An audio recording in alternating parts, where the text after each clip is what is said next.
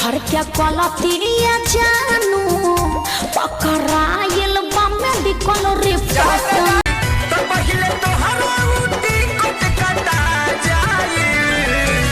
जहिया बहरा से दीवारा आ जाई नया सारा नसा जाई जहिया जो जोगे सनम अब नहीं छै गम खान तै नहीं अखियां लोरो से तू ससुरा जाई भी बोलोरो से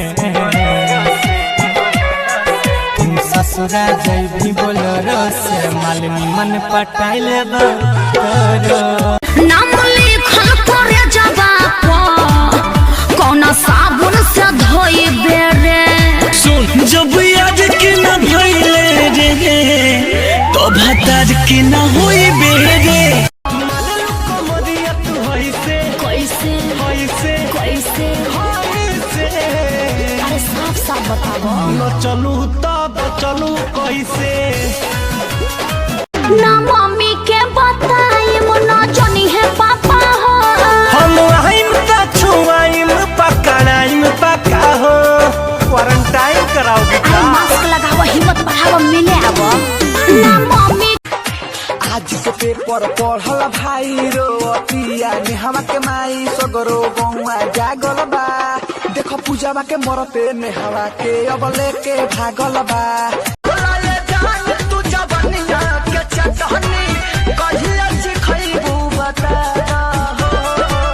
हमारा क्या बुझ जानी ओ हमें क्या लई की ललकी बटनिया हाथ बात तजा तो बानी ससुर ना भेट होई अपरिल से ठीक बा जाता रू तो जई हो जान मिल के ओई हो ससुर तुम आओ जी बिन भेंट के आ रहा है रोना भइलल बया बही भइलल बया बही सगरो करोना रही में रही है सोना पहिले वाली उ तो नहीं खेइया रवा अब तो बदल गइल बिया कि मदद से रहे मोबाइल पर बिजी हाथ से निकल गइल बिया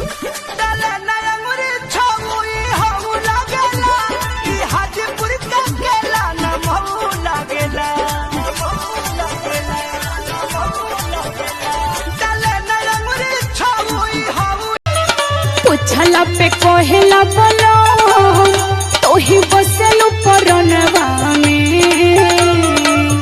तहाई नमवा के करबो धनवा में पुलिस दरोगा एसपी चाहे आई कौनो थाना बैलूम कर दो थोड़ा तेज बजेगा यादव जी का गाना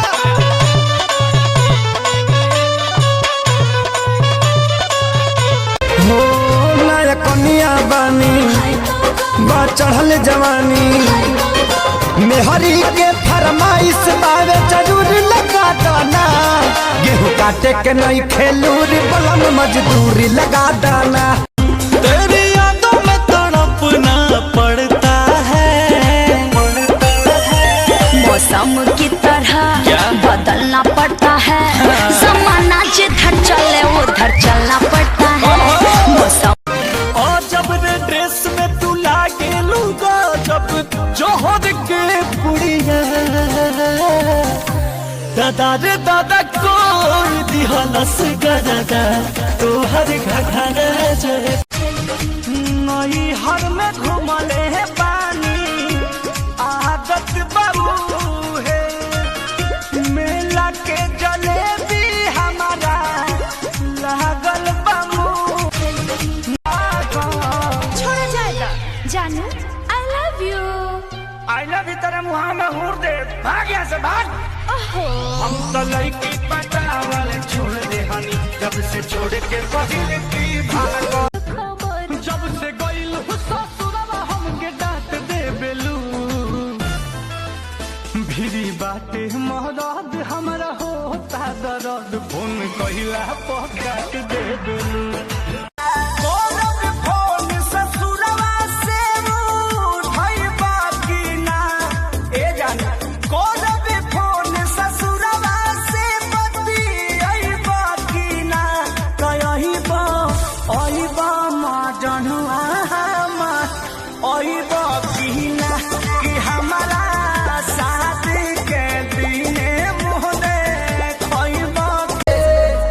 सैया छोड़ दीना ए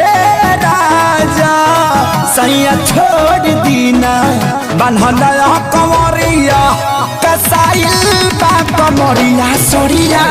आज अखियां मिला लो एक बार, हम नहीं करेंगे प्यार, देख लो ना दोसर दुआ।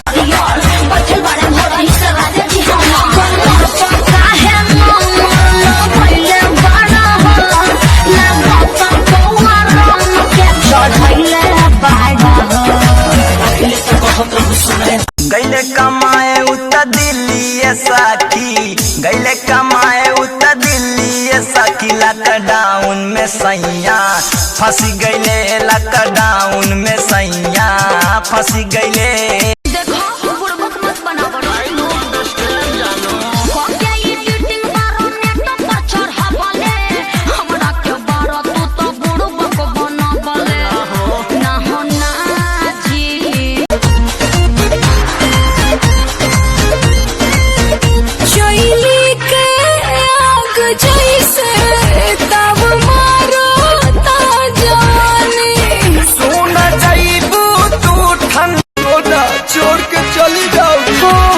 समझो हमार मजबूरी जान, नहीं रोवल काबल इतना जरूरी जान। बड़ा तू बच्चन तया जानो यही जे ठोकर मरलू खेसारी आके प्यार के, जब से पवले बड़ू नमक भतार के। भावा देलू नया पढ़ाई यार के, लहू के लची कौन डहका उठेला जब घादी, भीतर से जाला मन बिगड़ उठेला जब घादी।